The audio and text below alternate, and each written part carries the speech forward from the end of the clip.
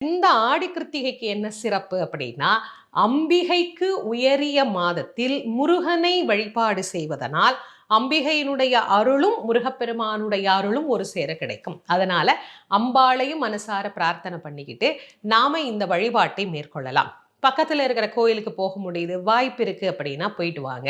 போக முடியலமா, நேரம் இல்லைன்னா வீட்டிலேயே இந்த வழிபாட்டை செய்யுங்க. மாலை 6 மணிக்கு மேல மறுபடியும் ஷட்கோண தீபம் ஏற்றி முருகப்பெருமான வழிபாடு பண்ணிட்டு உங்களுடைய விரதத்தை நீங்க பூர்த்தி செய்து கொள்ளலாம். வாய்ப்பு இருக்கு அப்படின்னா ஒரு 2 பேருக்கு அன்னதானம் பண்ணுங்க.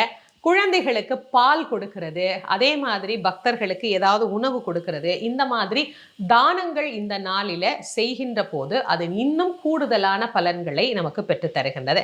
மாலை இந்த விரதம் பூர்த்தி செய்கிற போது கோயிலுக்கு போக வாய்ப்பு இருக்கு அப்படின்னா கோயிலுக்கு போயிட்டு வாங்க.